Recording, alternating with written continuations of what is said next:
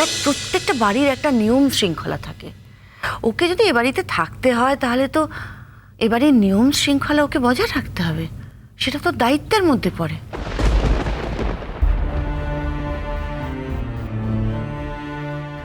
হ্যাঁ, তাও যদি বুঝতাম যে অদ্রিজার মতন একটা শিক্ষিতা মেয়ে যে কোনো সময় একটা ভালো চাকরি পাওয়ার যোগ্যতা রাখে, তাও তো নয়।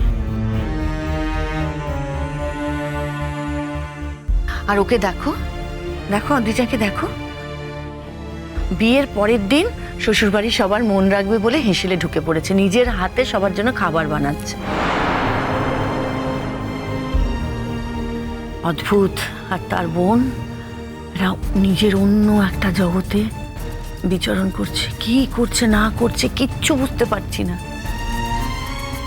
এটা ঠিক নয় কাজরি, বুম্বা, আমি এটা মানতে পারছি না। আর ও যদি সত্যি সত্যি কাজটা করার হয় তাহলে ও ওর ওর ওর নিজের বাড়িতে গিয়ে কাজটা করুক, ওর বাবার কাছে থেকে করুক।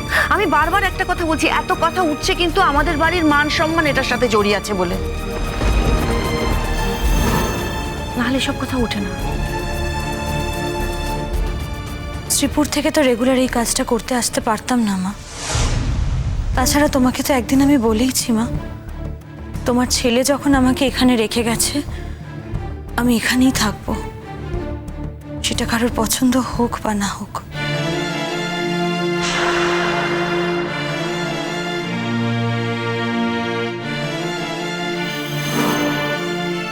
ঠিক আছে, এইভাবে বাড়ির বড়দের সাথে কেউ মুখে মুখে কথা বলে? তুই যাবি ঠিক আছে, কিন্তু বাড়ির লোকেদের কথাও তো তোকে ভাবতে হবে। তুই ওই বাড়িতে কেন যাচ্ছিস সেটা তো আমি জানি, কিন্তু তুই ওখানে কেন যাচ্ছিস সেটা কি তুই জানিস? শুধু ওই ছেলেটাকে অনুরাগের মতো দেখতে বলে? তুই তো খুব ভালো করে জানিস মেঘলা, ওই ছেলেটা অনুরাগ নয়।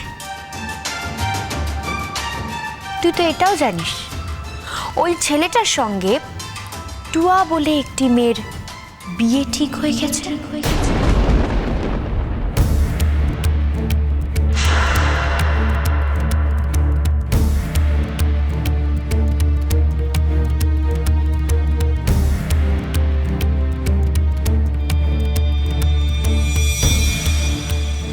তোকে কে বললো? সেটা তো পরের কথা, আগে বল কথাটা ঠিক তো? তাহলে তো আর কোনো, আমি বুঝতে পারছি না, তোমার তো ও বাড়িতে যাওয়ার আর কোনো কারণই থাকতে পারে না মেঘলা। দেখো বাপু, ছেলেটা মেয়েটা বিয়ে করে একটু সুখী হতে চাইছে, তাদের মধ্যে তুমি যেন আবার ব্যাগরা দিও না। আমারও তো সেই ছেলেবেলায় স্বামী মারা গেছে, ওই আমি তো অন্যের স্বামীর দিকে তাকিয়ে ওরকম ছোক ছোক করিনি, কে বলতে পারবে? হ্যাঁ,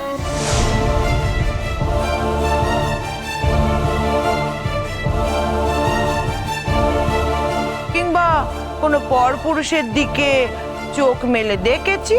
হ্যাঁ, কি হচ্ছে নাকি এটা? হ্যাঁ, এই বাড়িতে এসব চলে না, এই বাড়িতে এইভাবে কেউ কথা বলে না, প্লিজ।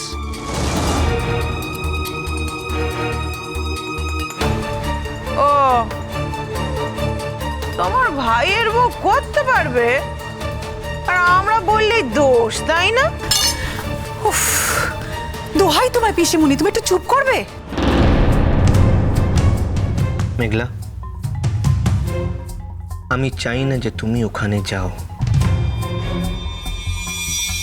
সরি পিকলুদা,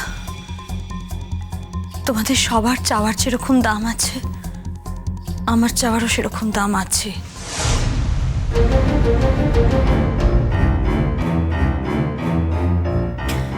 তোমাদের অনেক চাওয়া আমি না চাইতেও মেনে নিয়েছি, আমার ইচ্ছা করেনি তবু আমি মেনে নিয়েছি। তাই আমার কিছু কিছু চাওয়াও তোমাদের ইচ্ছে না করলেও মেনে নিতে হবে, আমার সত্যি কিছু করার নেই। তার মানে তুমি ওখানে যাবে? যেতে আমাকে হবেই। কেন মেঘলা, কেন যেতে হবে তোমাকে? না না, আমাকে তুমি বোঝাও, তোমাকে কেন যেতে হবে? ও যখন বললো যে ওর ওখানে কিছুদিন যাওয়ার দরকার আছে, তার মানে নিশ্চয়ই কোনো দরকার আছে বলেই ও এটা বলেছে। ও ওখানে কি কাজ করতে যাচ্ছে সেটা তো তোমরা কেউ দেখো নাকি? আমরা কেউ দেখিনি। ধরে নাও না যে ও ওখানে গান শেখাতে যাচ্ছে। একজন যদি প্রত্যেকদিন বাড়িতে আসে না, সে যতই বাইরের লোক হোক না কেন, সে আপনা আপনি বাড়ির নিজের লোক হয়ে যায়। ঠিকই তো, হয়তো মেঘলা ওখানে বাড়ির মেয়ের মতোই থাকে। আমি না তোমাদের কথাটা মেনে নিতাম, জানো তো, যদি না ও এই কাজের বিনিময়ে টাকা না নিত। আমি জানি না, আমার বুদ্ধিতে বলে কেউ যদি কোনো কাজ করে টাকা নেয় তার মানে সেটা তার চাকরি। আমি এটাই বুঝতে পারছি না যে তোমরা কেন আমার কথাটা কেউ মানতে চাইছো না, কেউ বুঝতে চাইছো না। আমার ছেলের বউ, এই বাড়ির বউ, অন্যের বাড়িতে গিয়ে বাসন মেজে কাপড় কেচে রোজগার করবে, আর আমি সেটা মেনে নেব? এটা মানে আমারও তো মেনে নেওয়ার, সহ্য করার একটা তো সীমা আছে নাকি? এটা তোমরা কেউ বুঝতে চাও না কেন? কেন চাও না কেউ?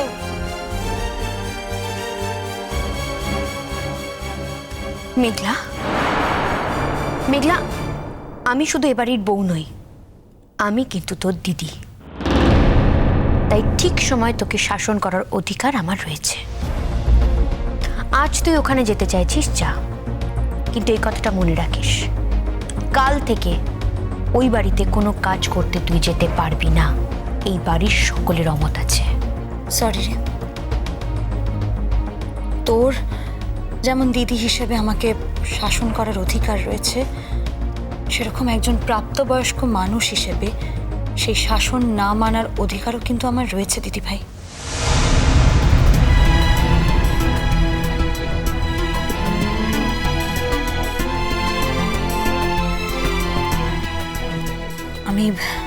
আমি সত্যি তোর এই কথাটা রাখতে পারবো না।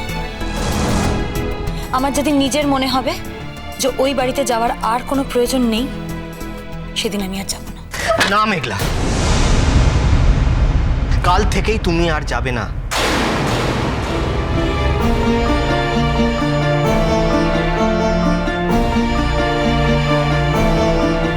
দেখলো, তুই এক রাতে এতটা বদলে গেলি কি করে?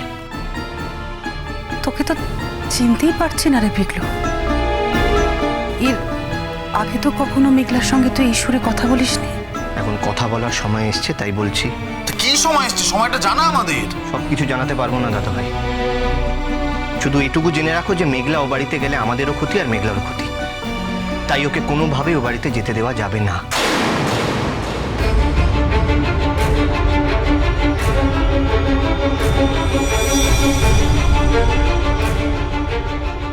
আমি তোমাকে আগেও বলেছি পিকলুদা, আমি ঝগড়াও করতে পারি না, আমি চিৎকার করে কথাও বলতে পারি না, আমি আরো অনেক কিছুই পারি না, কিন্তু যেটুকু পারি সেটা আমার সর্বস্ব দিয়ে পারি। সেটাই কিন্তু আমি কোনোদিন কোনো আপোষ করিনি আর করবো না। যে কাজের জন্য আমি প্রতিশ্রুতিবদ্ধ, সেই কাজটা আমি করবই। আমি কোনোদিন প্রতিশ্রুতি ভাঙি না। প্রতিশ্রুতি? কিসের প্রতিশ্রুতি মেঘলা? কিসের প্রতিশ্রুতি? আমি কথা দিয়েছি মা, আমি ও বাড়িতে যাব। তো কাকে কথা দিয়েছো বাচ্চা? হ্যাঁ, ওই আমাদের তাতানের মতো দেখতে এই ছেলেটাকে?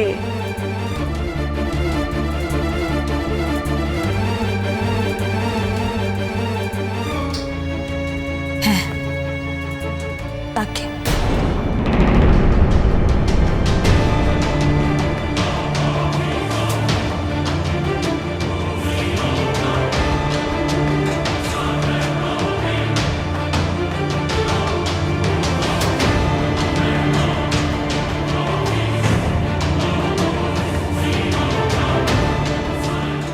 নিজের মুখে স্বীকার করে ভালোই করলি মেঘলা। তোর যে কতটা ভালো হবে জানি না, কিন্তু আমার এতে খুব ভালো হবে।